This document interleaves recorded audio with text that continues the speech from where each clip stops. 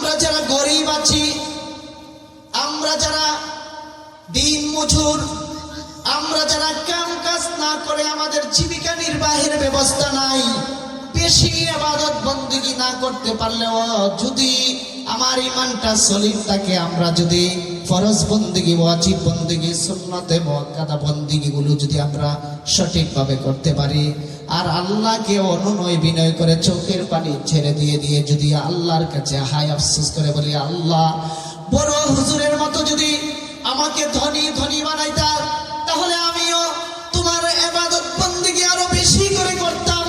কিন্তু আমি গরিব অসহায়, আমি রিকশা চালক, আমি সিএনজি চালক, আমি ঠেলাওয়ালা, আমি দিন মজুর, আমার কাজ করতে হয়, কাজ না করে আমার কোনো উপায় নাই। আল্লাহ, এই কাজের ঝামেলার কারণে কোনো কিছু করতে পারি না। যদি ধনে ধনী হইতাম তাহলে আমিও নফল ইবাদত বন্দেগী অনেক অনেক করতাম। এইভাবে যদি আমরা হাই আফসোস করতে থাকি, তাহলে আমাদের বড় হুজুরের সাথেও আমরা জান্নাতে যাওয়ার সুযোগ আছে না নাই? আছে না নাই? ইরাল্লাহু ওয়াজিলাত কুলুবুহুম ওয়া ইযা তুলিয়াত আলাইহিম আয়াতুহু যাদাতুহুম ঈমানা ওয়া আলা রাব্বিহিম ইয়াতাওয়াক্কালুন الذين يقيمون الصلاة ومما رزقناهم ينفقون أولئك هم المؤمنون حقا لهم درجات عند ربهم ومغفرة ورزق كريم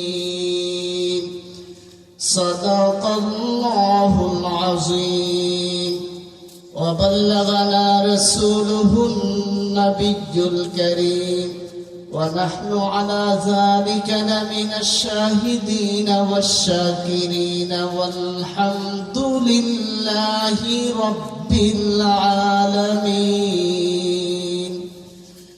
সবাই আমরা জবান খুলে মহব্বতে দুরূদ শরীফ পড়ি।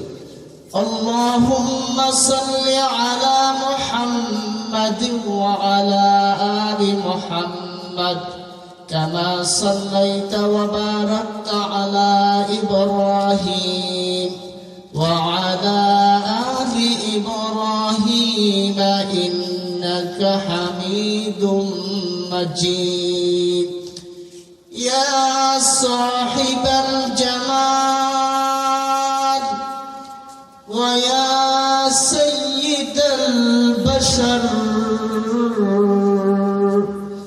من وجهك المنير لقد نفر القمر بلغ العلا بكماله كشف الدجى بجماله حسنت جميع خصاله صلوا عليه وآله। ঐতিহ্যবাহী আনোয়ারুল উলুম ইসলামিয়া মাদ্রাসার 2 দিন ব্যাপী তাফসীরুল কুরআন মহাসম্মেলনের দ্বিতীয় অধিবেশনের আমার অত্যন্ত শ্রদ্ধাভাজন সভাপতি, দিগর মুআসসাস মুকাররম উলামায়ে কেরাম, মুরব্বিয়ানে আযম, জাতির ভবিষ্যৎ ধর্মপ্রাণ যুবক ভাইয়েরা ও পর্দানিশীন আমার অত্যন্ত শ্রদ্ধেয় মা ও বোনেরা, মহান পরওয়ারদিগারের শুকর আদায় করছি যিনি আমাদেরকে সুস্থ ও নিরাপদে রেখে এই মুবারক জলসায় অংশগ্রহণ করার তৌফিক সুযোগ দান করেছেন। তাই প্রভুর দরবারে আমরা কালিমাতুশ শুকর উচ্চারণ করছি, আলহামদুলিল্লাহ। মুহতারাম হাজিরিন, কর্তৃপক্ষের নির্দেশ অনুযায়ী আমি আমার আলোচ্য বিষয়ের উপর আলোচনা করব।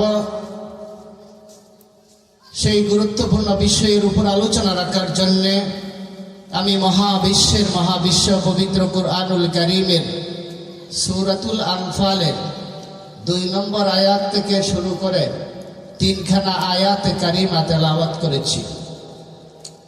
ইনশাআল্লাহ নির্ধারিত বিষয়ের উপর আলোচনা করার চেষ্টা করব। আল্লাহ আমাদের সবাইকে আলোচনা করার, শোনার, বোঝার, আমল করার তৌফিক দান করুন। সকলে বলে আমিন। আপনারা শুনেছেন আমার নামের সাথে যে আলোচ্য বিষয় নির্ধারণ করে দেওয়া হয়েছে, খাঁটি মুমিনের পরিচয়। বিষয়টা অত্যন্ত গুরুত্বপূর্ণ, এজন্য গভীর মনোযোগে আমরা আলোচনা শুনব, আমলের নিয়তে শুনব। রাজি আছি আমরা সবাই ইনশাআল্লাহ? সবাই বলে ইনশাআল্লাহ। খাঁটি মুমিনের পরিচয়। খাঁটি মুমিনের অভাব, কিন্তু মুমিনের অভাব নাই। খাঁটি মুমিন মানে সলিড মুমিন, অরিজিনাল মুমিন, আসল মুমিন, প্রকৃত মুমিন, সফলতার মুমিন। খাঁটি মুমিন আমরা সবাই হতে চাই। আমরা শুধু নামের মুমিন না, আমরা সলিড মুমিন, খাঁটি মুমিন হতে চাই। আমরা কারা কারা চাই?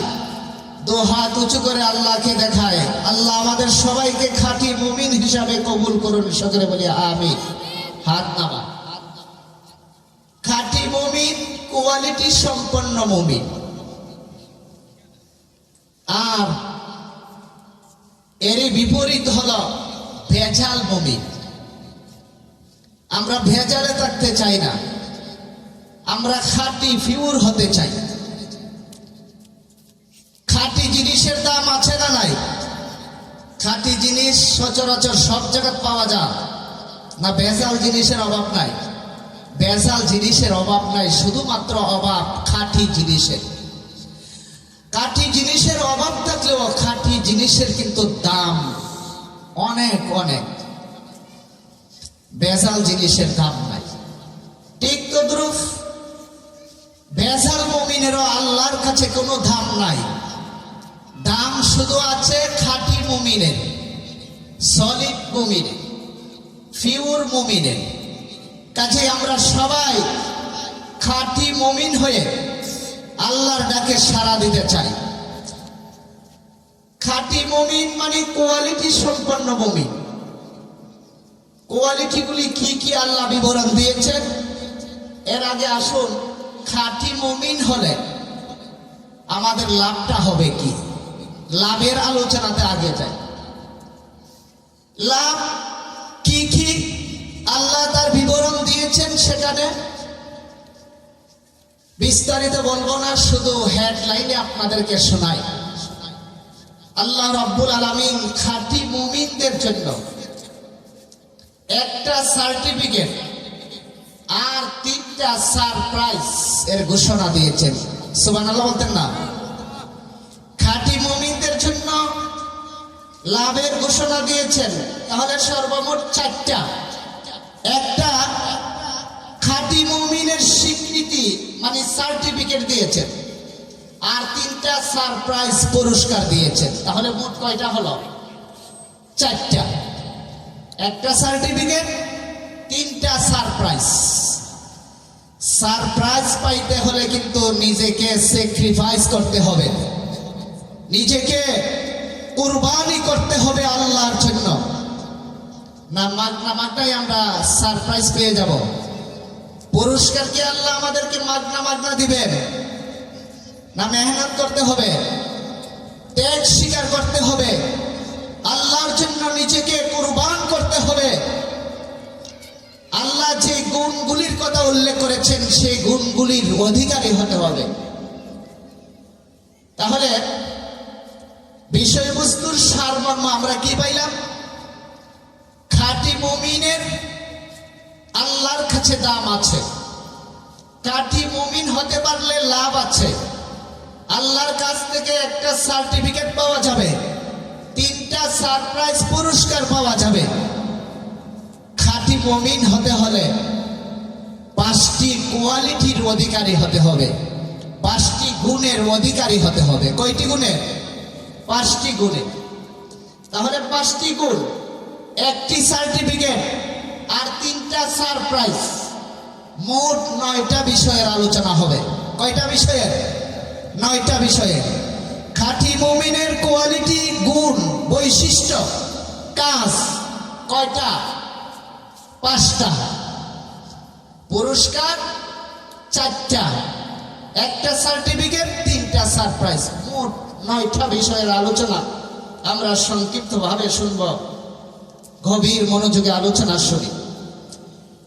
আসুন শুরুতেই আমরা আল্লাহ রাব্বুল আলামিন খাঁটি মুমিনের 5টা কোয়ালিটি, গুণ, বৈশিষ্ট্যের আলোচনা করেছেন।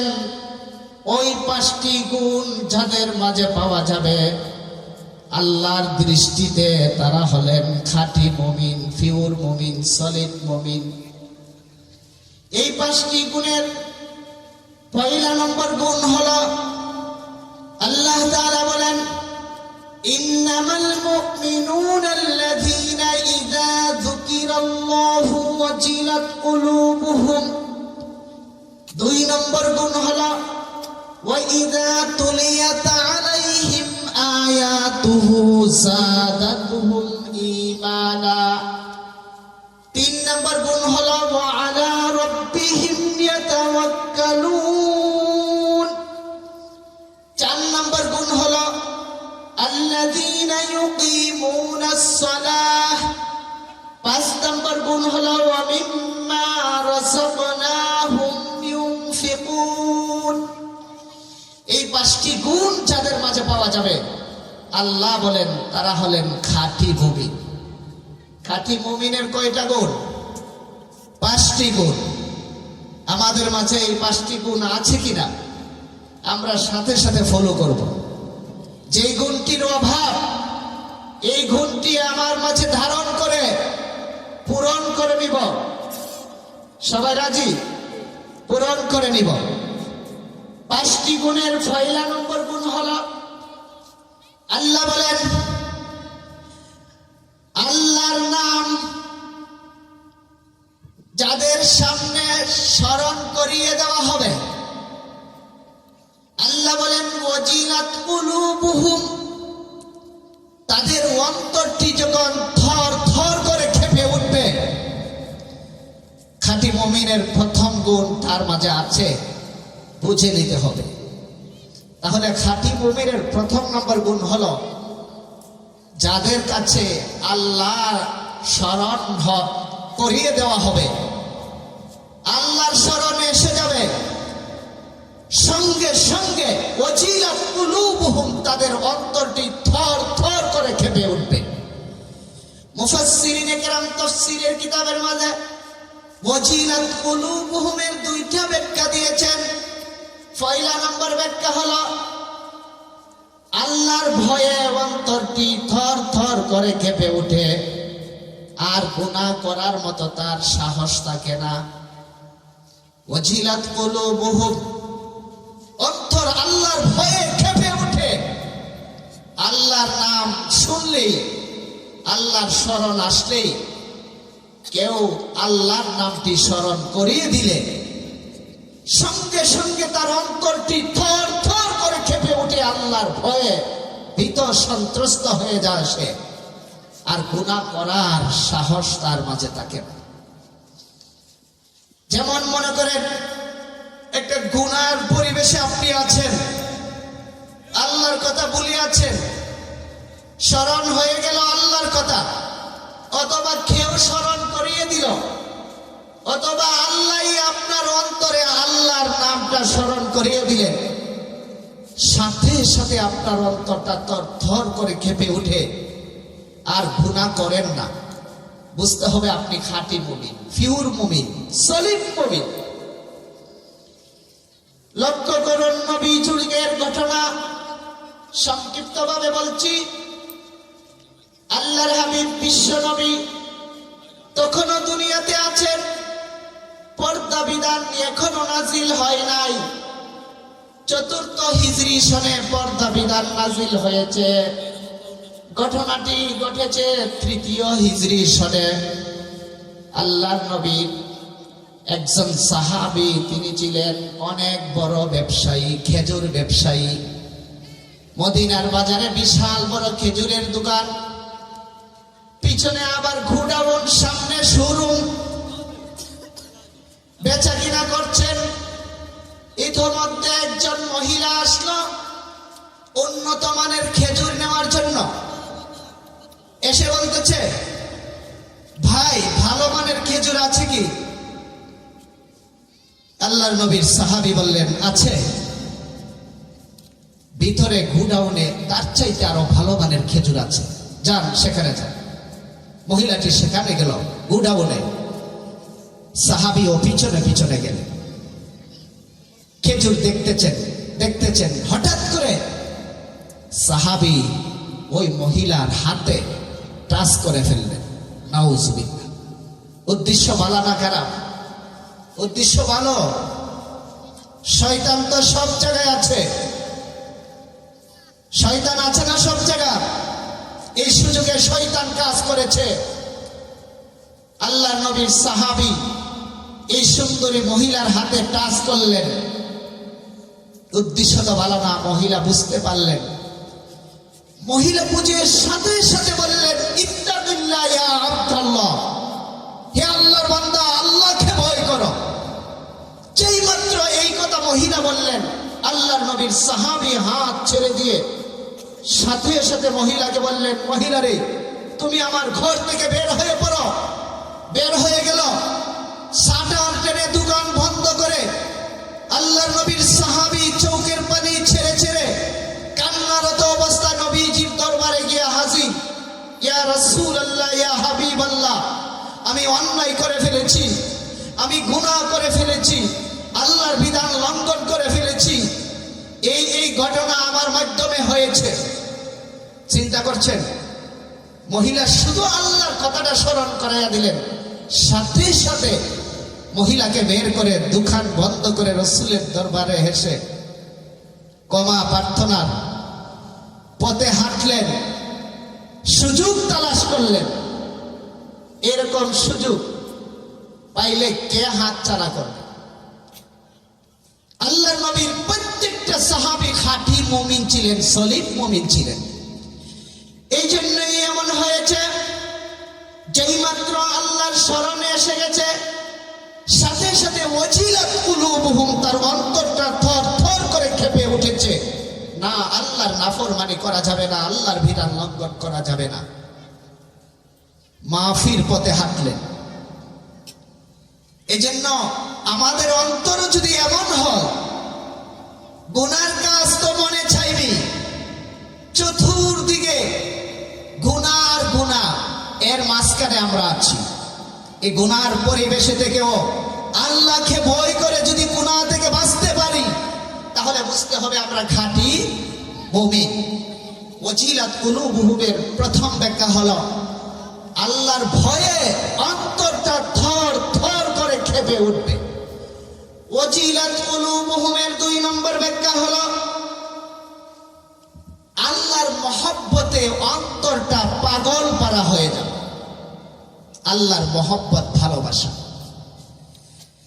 নামাজের টাইম হয়েছে, মুয়াজ্জিনের কণ্ঠে আল্লাহু আকবার, আল্লাহর নামের ধ্বনি যখন শুনছে, দুনিয়ার সব ব্যস্ততা কাম কাজ ছেড়ে দিয়ে সাথে সাথে মসজিদ অভিমুখে রওনা, নামাজ পড়ার জন্য প্রস্তুত, রেডি। বুঝতে হবে আল্লাহর কথা স্মরণ হলেই আল্লাহর মহব্বতে, আল্লাহর ভালোবাসা অন্তরটা পাগল পারা হয়ে যায়। ভেজাল মুমিন না খাঁটি মুমিন? খাঁটি মুমিন। আমাদের অন্তর এমন হয়নি, যাদের অন্তরে এমন হয় না, এমন বানাইতে হবে অন্তরকে। না, আল্লাহর কাজ আগে, আমার কাজ পরে, আমার ব্যস্ততা পরে, তাহলেই আল্লাহর মহব্বত, ভালোবাসা আমাদের অন্তরে আছে বোঝা যাবে। আল্লাহর মহব্বতে পাগল পারা হতে হবে। যদি পাগল পারা হতে পারি, আমরা খাঁটি মুমিন, সলিড মুমিন। বড় হুজুরে জান্নাতে যে স্তর অর্জন করবে, আপনিও সেই স্তর অর্জন করতে পারবেন। যেমন তাবির একটা উল্লেখযোগ্য ঘটনা আপনাদের সামনে উপস্থাপন করছি একজন অনেক বড় মাপের দাবি আব্দুল্লাহ ইবনে মুবারক রাহমাতুল্লাহি আলাইহি। তিনি কত বড় মুহাদ্দিস ছিলেন, বুজুর্গ ছিলেন, আলেম ছিলেন, বলতে কিছু সময় লাগবে। অনেকেই আপনারা চিনেন, জানেন আব্দুল্লাহ ইবনে মুবারক রাহমাতুল্লাহি আলাইহি। তিনি শুধু দিনের বেলায় ইবাদত বন্দেগী করতেন না, রাতের বেলাও রাতকে রাত সজাগ থেকে আল্লাহর ইবাদত বন্দেগীতে কাটাইতেন। গরমের মৌসুমে ছাদের উপরে গিয়ে তিনি বন্দেগী করতেন। আর ওনার পাশের বাড়ির একজন কর্মকার চিনেন? কামার, লোহা কাটে, একটা দাও, খন্তি, কুড়াল এগুলি বানাইয়া বাজারজাত করে। গরমের দিনের মৌসুমে এই কর্মকার গরিব ব্যক্তি দিনের বেলা গরমের কারণে আগুনের কাছেও যেতে পারে না, কাজ করতে পারে না। রাতের বেলা সারা রাত কাজ করে আর সারা দিন ঘুমা। তবে আবার তার ফরজ বন্দেগী, ওয়াজিব বন্দেগী, সুন্নতে মুআক্কাদা বন্দেগী তার ঠিক আছে, কিন্তু নফল বন্দেগী করতে পারে না ব্যস্ততার কারণে, অভাব অনটনের কারণে। ওইদিকে রাতের বেলা গরমের মৌসুমে তিনি যখন লোহা পিটাইয়া কাজ করতেন আর দেখতেন আব্দুল্লাহ ইবনে মুবারক রাহমাতুল্লাহি আলাইহি ঘরের ছাদের উপরে উঠে উঠে আল্লাহকে ডাকছেন, নামাজ পড়ছেন, কোরআন তেলাওয়াত করছেন, জিকির আজকার করছেন, লম্বা লম্বা রুকু করছেন, লম্বা লম্বা সেজদা করছেন। তিনি দেখে দেখে কর্মকার দেখে দেখে চোখের পানি ছাড়তেন আর আল্লাহকে নীরবে ডেকে ডেকে বলতেন, আল্লাহ, আমাকে যদি এই আব্দুল্লাহ ইবনে মুবারক রাহমাতুল্লাহি আলাইহির মতো ধনে যদি ধনী বানাইতেন, আমিও সারা রাত সজাগ থেকে তোমার বন্দেগী করতাম আর সারা দিন ঘুমাইতাম। কিন্তু আমি সারা দিন ঘুমানো লাগে আর রাতের বেলা আমার কর্মব্যস্ততা কাটাইতে হয়। আমি ধনী না, আমি যদি এই পেশায় কাজ যদি না করি তাহলে আমার জীবিকা নির্বাহের কোনো ব্যবস্থা নাই। আল্লাহ, তুমি যদি আমাকে ধনী বানাইতা, আমিও তার মতো ইবাদত বন্দেগী করতাম। হাই আফসোস করলো, আল্লাহর দরবারে মঞ্জুর হয়ে গেছে। কেউ জানে না, একমাত্র বিবি জানে। চোখের পানি ছেড়ে দিয়ে আব্দুল্লাহ ইবনে মুবারক রাহমাতুল্লাহি আলাইহি ইবাদত বন্দেগী দেখে দেখে হাই আফসোস করতেন, চোখের পানি ছাড়তেন। কেউ জানে না, বিবি জানে। তো আব্দুল্লাহ ইবনে মুবারক রাহমাতুল্লাহি আলাইহি তিনি ইন্তেকাল করলেন। কিছুদিন পরে এই কর্মকারও ইন্তেকাল করার পরে আব্দুল্লাহ ইবনে মুবারক রাহমাতুল্লাহি আলাইহি একজন ছাত্র আব্দুল্লাহ ইবনে মুবারক রাহমাতুল্লাহি আলাইহিকে স্বপ্নে দেখলেন। দেখে বললেন, হুজুর, আপনার সাথে আল্লাহ কেমন আচরণ করেছেন, আপনার অবস্থা কি? হুজুর বললেন, আল্লাহ আমাকে বিনা হিসাবে জান্নাতের ডিক্লার দিয়েছেন। সুবহানাল্লাহ। আরেকটা খবর শুনো, আমি সেই জান্নাতের অধিবাসী, আমার পাশের বাড়ির যে কর্মকার সেও একই জান্নাতের অধিবাসী। ওই ছাত্রের ঘুম ভাঙলো, চিন্তায় ভাবনায় লিপ্ত হলো। আব্দুল্লাহ ইবনে মুবারক রাহমাতুল্লাহি আলাইহি অনেক ইবাদত বন্দেগী করেছে, আর কর্মকার সারাদিন লোহা পিটাইছে, সারা রাত লোহা পিটাইছে, কই ইবাদত বন্দেগী করছে? শুধু ফরজ, ওয়াজিব, সুন্নতে মুআক্কাদা, নফল বন্দেগী নাই। কৌতূহল জাগলো, কোন কারণে এমন মর্যাদার অধিকারী হলেন? বাড়িতে আসলো কর্মকারের, এসে তার স্ত্রীকে তালাশ করে স্ত্রীর কাছে জানতে চাইলেন। স্ত্রী বলেন, না, কোনো ইবাদত বন্দেগী উল্লেখযোগ্য তার নাই, এক্সট্রা নফল ইবাদত বন্দেগী। তবে তার ফরজ বন্দেগী ঠিক আছে, ওয়াজিব বন্দেগী ঠিক আছে, সুন্নত মুআক্কাদা বন্দেগী ঠিক আছে। পীড়াপিড়ির পর বিবি বলতেছে, শোনো, আরেকটা বিষয় আছে এখানে, যে আব্দুল্লাহ ইবনে মুবারক রাহমাতুল্লাহ আলাইহি গরমের মৌসুমে ছাদের উপরে যখন বন্দেগী রাহমাতুল্লাহ আলাইহির মতো আমিও ইবাদত বন্দেগী করতাম, সেই হাই আফসোস আল্লাহ কবুল করে নিয়েছেন। তখন বলতেছেন, আরে মহিলা শোনো শোনো, তোমার স্বামী জান্নাতে এমন মর্যাদা অর্জন করেছে যে মর্যাদা আব্দুল্লাহ ইবনে মুবারক রাহমাতুল্লাহি আলাইহি অর্জন করেছে। তখন বুঝার আর বাকি নাই যে হাই আফসোস করেছে, এইগুলিও আল্লাহ ইবাদত হিসাবে কবুল করে নিয়েছে। এই জন্য আমরা যারা গরিব আছি, আমরা যারা দিন মজুর, আমরা যারা কাম কাজ না করে আমাদের জীবিকা নির্বাহের ব্যবস্থা নাই, বেশি ইবাদত বন্দেগী না করতে পারলেও যদি আমার ইমানটা সলিড থাকে, আমরা যদি ফরজ বন্দেগী, ওয়াজিব বন্দেগী, সুন্নতে মুআক্কাদা বন্দেগীগুলো যদি আমরা সঠিকভাবে করতে পারি, আর আল্লাহকে অনুনয় বিনয় করে চোখের পানি ছেড়ে দিয়ে যদি আল্লাহর কাছে হাই আফসোস করে বলি, আল্লাহ বড় হুজুরের মতো যদি আমাকে ধনী ধনী বানাইতা, তাহলে আমিও তোমার ইবাদত বন্দেগী আরো বেশি করে করতাম। কিন্তু আমি গরিব অসহায়, আমি রিকশা চালক, আমি সিএনজি চালক, আমি ঠেলাওয়ালা, আমি দিন মজুর, আমার কাজ করতে হয়, কাজ না করে আমার কোনো উপায় নাই। আল্লাহ এই কাজের ঝামেলার কারণে কোনো কিছু করতে পারি না। যদি ধনী হইতাম তাহলে আমিও নফল ইবাদত বন্দেগী অনেক অনেক করতাম। এইভাবে যদি আমরা হাই আফসোস করতে থাকি, তাহলে আমাদের বড় হুজুরের সাথেও আমরা জান্নাতে যাওয়ার সুযোগ আছে না নাই? আছে না নাই? এজন্য আমরা খাঁটি মুমিন হতে হবে। খাঁটি মুমিনের 5টি কোয়ালিটি, গুণ, বৈশিষ্ট্য। পয়লা নম্বর গুণ হলো আল্লাহর নাম স্মরণ হওয়ার সাথে সাথে অন্তরটা আল্লাহর ভয়ে কেঁপে উঠে, গুনাহ আর করে না।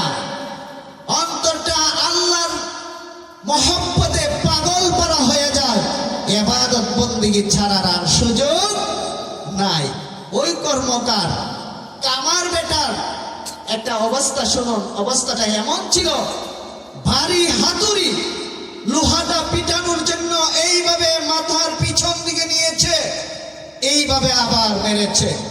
পিছন দিকে নেওয়ার সাথে সাথে যেই মাত্র মুয়াজ্জিনের কণ্ঠে আল্লাহর নামের ধ্বনি তার কানে এসে গেছে, পিছন দিকের হাতুড়ি পিছন দিকে ফেলে দিয়েছে, সামনে আনে নাই।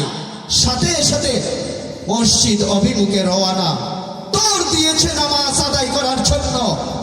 আমাদের অবস্থাটা কি? এই বেটা আরো সময় আছে, কাজটা সাইরা লাই না না, আল্লাহর মহব্বত ভালোবাসায় কমতি আছে। কর্মকারের এত মহব্বত ভালোবাসা ছিল খাঁটি মুমিনের, যেটা হাতুড়িটা পিছন দিকে তো নিয়েছে, পিছন দিকে ছেড়ে দিয়েছে, সামনে আনে নাই, সামনে আনে নাই।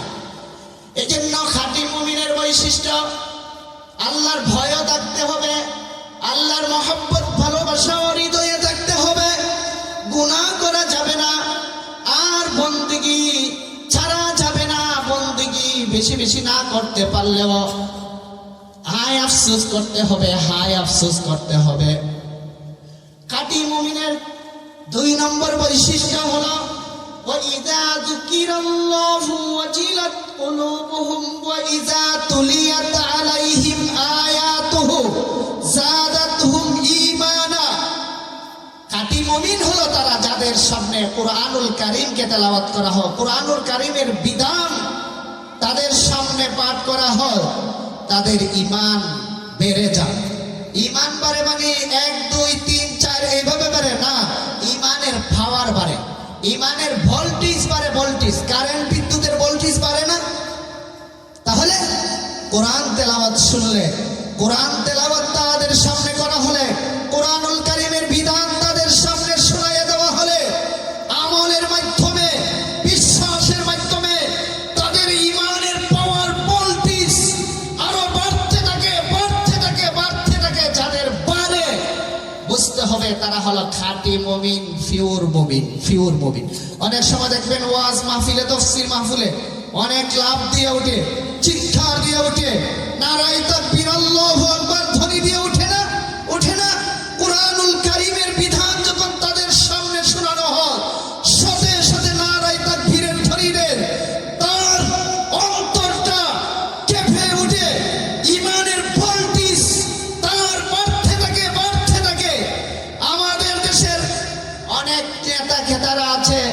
অভিযোগ করে বলে, ওয়াজ মাহফিলে, তাফসীর মাহফিলে এত লাফালাফি কেন, এত চিৎকার কেন, এত চিৎকার কেন জানেন?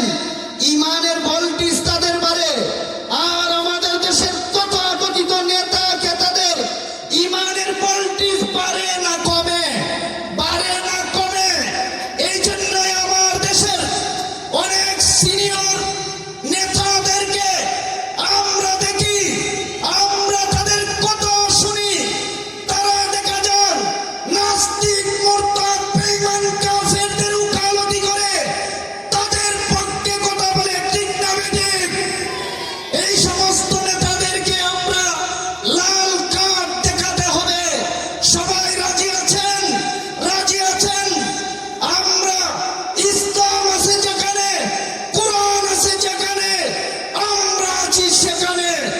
ইসলামের বিরোধিতা যারা করবে, ইসলামকে যারা মন্তব্য করবে, কোরআনের কটূক্তিকারীদের পক্ষে উকালতি যারা করবে, তাদেরকে আমরা এবার লাল কার্ড দেখিয়ে ছাড়বো ইনশাআল্লাহ। আমার ভাইয়েরা, খাঁটি মুমিনের 2 নম্বর বৈশিষ্ট্য হলো ইমানের ভোল্টেজ বাড়ে। কিসের কারণে? কোরআনের বিধান শুনলে, কোরআনের বিধান শুনলে, কোরআন তেলাওয়াত তাদের সামনে করা হলে খাঁটি মুমিনের 3 নম্বর কোয়ালিটি, ওয়ালা রাব্বিহিম ইয়াতাওয়াক্কালুন। খাঁটি মুমিন হলো তারা যারা একমাত্র ভরসা করে আল্লাহর উপর। কার উপর? আল্লাহর উপর। ভরসা কার উপর? আল্লাহর উপর। আমার দেশের নেতা খেতাদের ভরসা জনগণের উপর, জনগণের উপর তাদের ভরসা, আল্লাহর উপর তাদের ভরসা নাই। খাঁটি মুমিনের বৈশিষ্ট্য হলো 3 নম্বর, ভরসা একমাত্র কার উপর করতে হবে? আল্লাহর উপর করতে হবে। অনেক সময় দেখা যায় আমরাও অ্যাক্সিডেন্ট করি, করি না? আমরাও বলে ফেলি, ছেলেটা যদি বিদেশে না যাইতো, কাহাও আমাদের অবস্থা যে কেমন হইল। ও ভাই, আমার ছেলেটা যদি বিদেশে না যাইতো, আমার অবস্থা খুব খারাপ হইতো, খারাপ হইতো। তাহলে ভরসা কিসের উপর?